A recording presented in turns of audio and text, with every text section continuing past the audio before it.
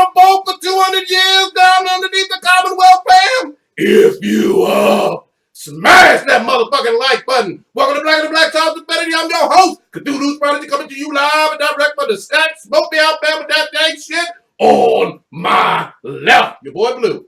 Hey, yo, it's your boy Blue here, working on my fitness beer in my belly. God damn. Yeah. Fucking shit up. On my far right, engineering on the ones and twos, choking people out on threes and fours. Chronos. I ain't got shit to say this week. God damn, we go for two. On my immediate right, the oldest ninja in the world, returning once again. Old Ninja.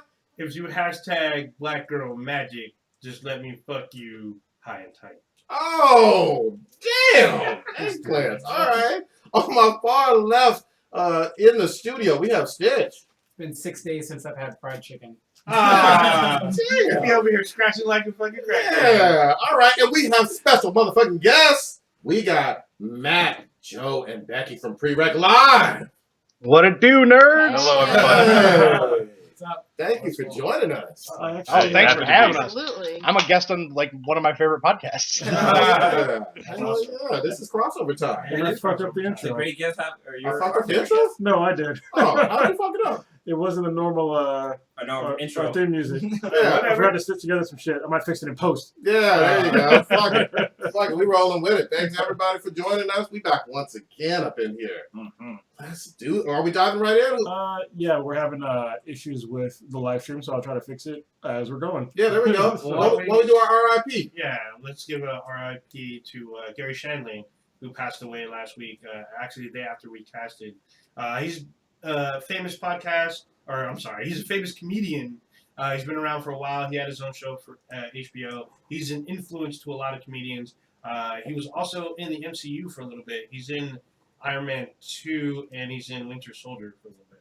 Nice. So there you go. Actually, I believe one of the late night comics, I want to say Jimmy Fallon or Conan, or they had paid tribute about how he influenced them in their comedic adventure. I don't remember the exact comic, but someone that is popular now Gary Shandling had a big influence on him. So. That was a Larry Sanders show, correct? Yeah, he did have the Larry Sanders Show, it's actually pretty damn funny. But wait, wasn't his last name like something different though? Yeah, the Larry Sanders Show was created by Gary Shandling. Oh, okay. Yeah, he was the star on the show. So. Pre-rec. Did y'all watch Gary Shandling's show? Or? I was a big fan of Gary Shandling. Nice. All right. But I spent a lot of time with my grandparents, and like they were the real reason that I got into like George Carlin and like Sam Kinison and a lot of those great older comedians that were kind of a little bit ahead of my time, but now I have a great appreciation for. Yeah, I know his body of work pretty well, but have never been able to appreciate it. Just other than all his accolades and his, everything everybody knows about him. That's all I got. that works. So R.I.P. Yeah, I mean, if you're like really not into the whole like I guess big time comedic thing, he is part of the MCU. So if you didn't know who he was, Hail Hydra. Yeah, he does claim his allegiance to Hydra later on. But just for if you didn't know, he's been around for decades and he's been doing comedy for a while, and he's influenced a lot of people. So just in case you didn't know, we want to pay our respects to him. Yeah. Okay. She had her own TV show. She had the Patty Duke show. She was on Valley of the Dolls. She's back in the day. She was an Oscar-winning actress. Okay. All right. Well, we're gonna set this up. I mean, this is the second film really in this version of the DCU. It's a sequel to Man of Steel, but it has nothing to do with the Nolan films, nothing to do with any of the Batman films from the 90s, and obviously nothing to do with Christopher Reeve's films from back in the day. This is its own separate kind of universe. Yeah. Zack Snyder directed it, and the internet is completely split on this film. The internet, the media, like the Critics. whole world, split. We gonna have some. Let Matt get in here. What did you think of this movie? Okay.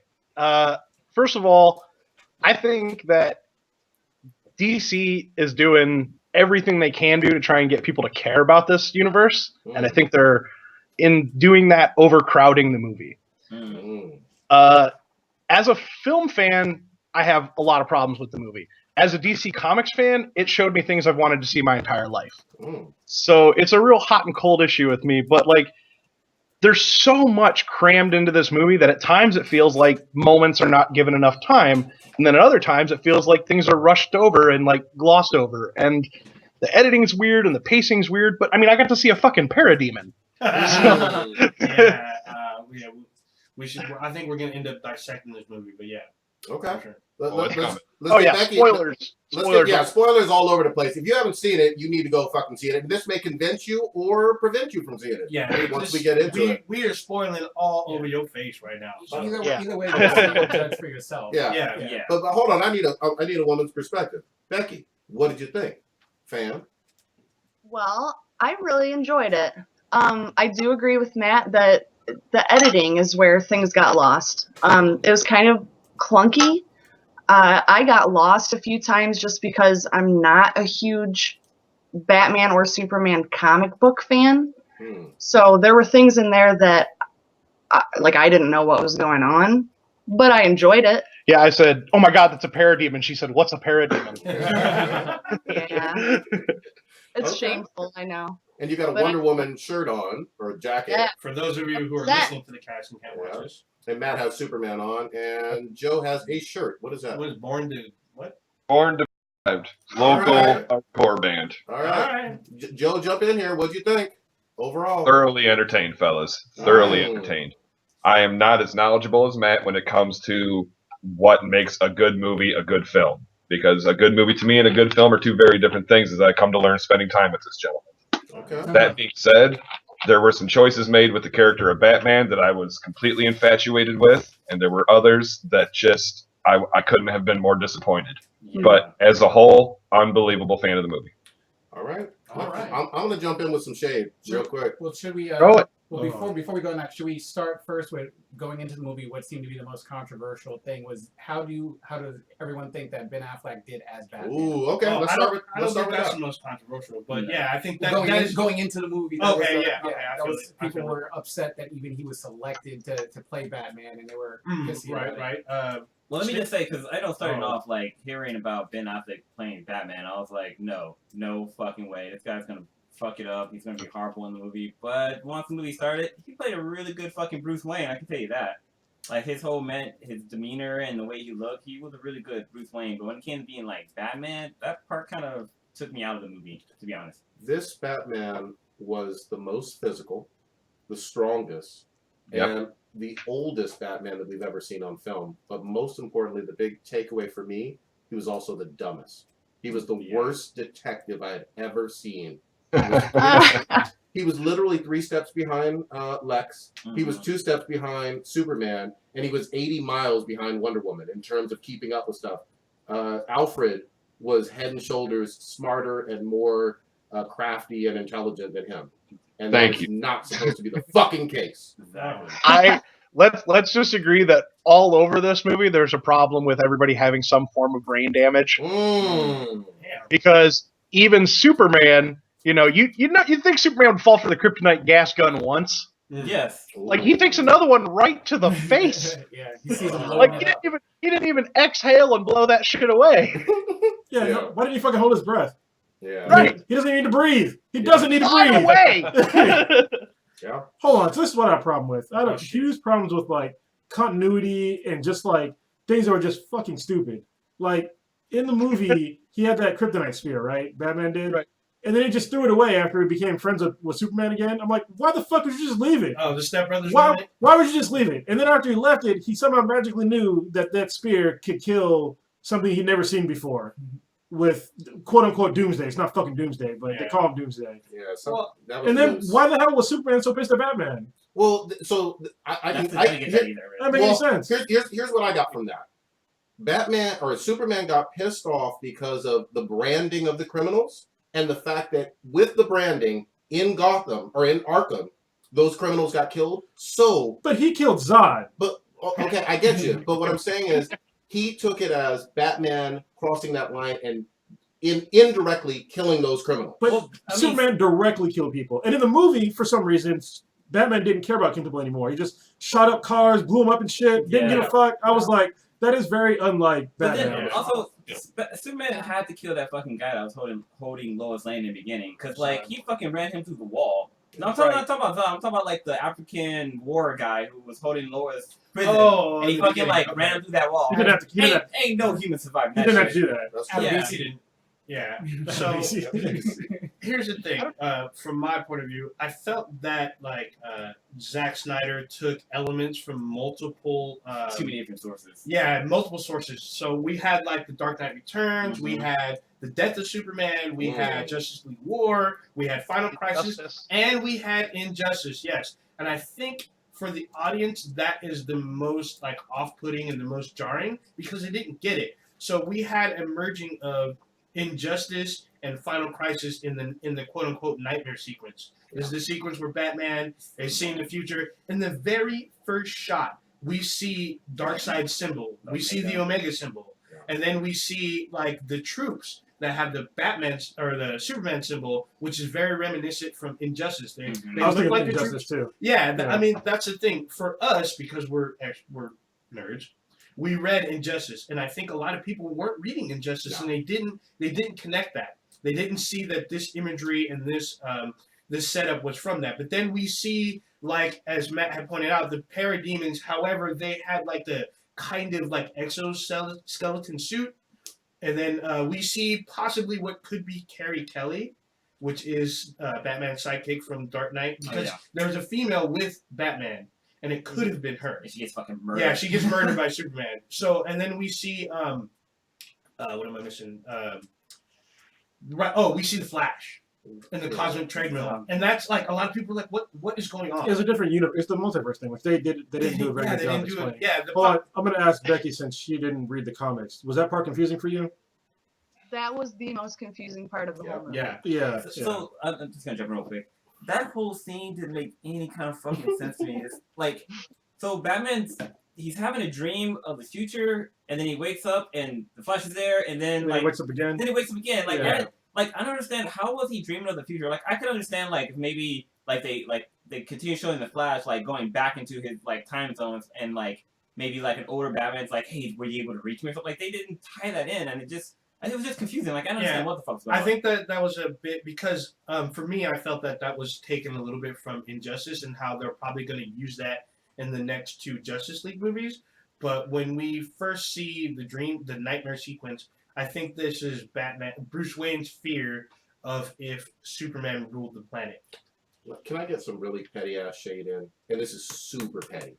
But if they don't fucking get some hair dye for Lois Lane, oh my god! She's not a redhead ever, to my knowledge, ever, and she was that way in Man of Steel. Yeah. You can't afford to get her, make her a brunette. It would be like Poison Ivy. What were you saying? Go ahead, Joe. Oh, I just look damn good with red hair, and we almost got to see some bathtub titty. Oh yeah. I like bathtub titty. It would be like Poison Ivy being a blonde or a brunette. It took me out of the movie because every time I see the whole movie, it took very extreme. It took me out of the movie in 2 or 3 second gaps because I was like, "Who the fuck is this bitch again?" Oh yeah, that's Lois Lane. Why didn't she have black hair? Oh, I don't fucking know. She's a ginger now. Shut the fuck up, Zack Snyder. No, that's not what bothered me. What bothered me is that Lois Lane kept putting herself in stupid ass situations. No, that's part of Lois's character in a lot of roles. Yes, that is. But for I have a theory, gentlemen. Okay. So, are we? Am I? Yeah. You are now talking. All right. I have a theory. I don't know if you guys felt this, but there are so many scenes that just feel out of place and very short in this movie. Yeah. They just picked something up and dropped it somewhere. And I think that is to cover up things that will be in the 3-hour cut. Because the way they kind of start a scene, go to a different scene, and then immediately come back to the original scene, it feels like they just we have to cut 5 minutes out of this. Yeah. And we need to fill that gap somehow. I'm sorry. Go ahead. How are we gonna my big problem with specifically the end of the movie, and we all know what happens at the end of the movie, is that we haven't had the chance in this universe yet to experience the Superman character as he's supposed to be. And so the ending becomes meaningless. Yeah. Right? The ending becomes just a series of shots and an annoying bagpipe song Whoa, that's for amazing. 5 That's amazing. for 5 minutes. Well, I'll tell you one thing though that I did like was actually the end, only because it was the iconic Death of Superman shit from the 90s Death of Superman. I agree. That was cool. But what if Lois Lane had been narrating the article of the death of Superman and then narrating the obituary of Clark Kent, so you could juxtapose the life of this savior from the skies and the life of a farmer from Kansas True. and tie a theme into the movie in some way. Yeah, I do feel, Matt, that this goes along with your theory about the cuts. I think there's scenes that were missing from that they didn't add together. So Stitch, get in here. I'm confused. It seems like Metropolis and Gotham are separated by like a ferry. Oh, Yeah. that fucked me up too. Yeah, it's San Francisco and Oakland. Like, Yeah, you can just yeah, catch it it, was. hop on an Uber and go to fucking Metropolis. They are way too fucking close. Cause I always imagine like Metropolis being New York and Gotham being like Chicago. Yeah, I imagine that distance. well, between the two. let's get this. Like in the comics, do they ever point out how far the two cities really are? Well, I think they do. Loosely, yeah. Yeah, but You know there's they're not close. nothing concrete though. like Never Well, to they show also them that talk about close. taking When- the train. when Bruce Wayne goes to Yeah. Metropolis, he takes his own fucking private jet, so he's got to be traveling distance. But he took a in this movie he took a helicopter. You can did have see it. helicopter. Yeah, You could You see can it see across it. the Yeah. water. yeah. You could see it from Lex's little laboratory. Yeah, you could thing. see the bat signal from. Yeah, from Metropolis. Metropolis. So Yeah. Yeah, I had a hang up about that. Yeah. And that does make it weird when you think, like, how does Clark Kent, the intrepid reporter, not know who Bruce Wayne is? Yeah. Yeah, it's like he's right there. Yeah. And if he really got a problem with Batman, how is he not over there up Batman's ass like all the time? Exactly. Yeah. Because it is just like a millisecond for him to get over there. You know, one of my That's biggest the sky. He's there. one of my biggest issue with Batman was the whole branding thing. Like, I didn't understand that part. Like, why would he brand somebody like that? Yeah, I don't get that either. That's It's so out of not character. a Batman thing. it Yeah. wasn't. But But even Alfred commented on it. You know what I mean? In terms of being surprised. But I mean, I think we're so spoiled with seeing the previous Bruce Wayne / Batman's versus the Dark Knight Returns version of Batman because he is older, he's a bit jaded. This is the Batman after Nightfall. This is the Batman after Jason Todd is presumably been dead. But hold on one second. This Batman, I think one of the biggest scenes and my aha moment that I loved was seeing in the Batcave a Robin costume Yeah, that's why I was, and seeing the Joker. Joker's. Yeah, We don't know which Robin, we but don't. but it alludes to the fact that Joker had It leads to Jason Todd, maybe, Maybe. but we know that Joker has possibly killed a Robin. or You know- he's yeah. You know what? I kind of wish that scene wasn't in there because they didn't really explain that part. Like, there's like, oh, here's a Robin suit. Like, okay, what the fuck? Like, oh, what the fuck is going on? God damn it! No, actually, I like that scene because we know that Batman has been affected by what happened to Yeah. that Robin. And we know that this is a jaded Bruce Wayne Batman. Yeah, Joe, get in there. Lion. Hey, I know they killed Robin, but you're still going too far. Yeah. Oh, yeah. True. Yeah. I mean, I wouldn't be surprised if that was there and they cut it, like you're saying. Yeah. He doesn't even acknowledge the suit. Like, they just kind of walk by and they show you the suit, and that was like it. Like, Batman's not Well, no, like, he does take him over. And All right, hey, hold on. I hate to do this. So Matt, Joe, and Becky, I might have to drop you guys for like maybe 5 minutes. I need to reboot my router because like the live stream is all fucked up, okay. and it's something I got to do. So when I come It's up, probably our fault. That's No. okay. I need a better chair, anyways. yeah, I'm gonna hang up on you guys. We're gonna continue the podcast, and I'll call you guys right back as soon as it's back up. Okay. Sounds good. Yeah, no Okay. problem. All right. Are we gonna keep Be right going? back. Yeah, we're gonna keep going. I did have a question. I was talking with Prodigy about it last night. And Blue, you might be able to answer it, I guess, better. But this abandoned house that was was that the old? Yeah, that's Yeah. that's why I alluded to the Nightfall. That's after the Wayne Manor has been burnt down. Okay, Put that in there. Oh, So they gotta a make him little- a Joker like assholes. but I'm so confused though. If this is like the beginning of this sort of universe, Yes. well, I mean, it is. So, what's the point in even addressing the Jason Todd thing So we in could. terms of Justice League? We, The Justice League. So to We'll answer see. that, I've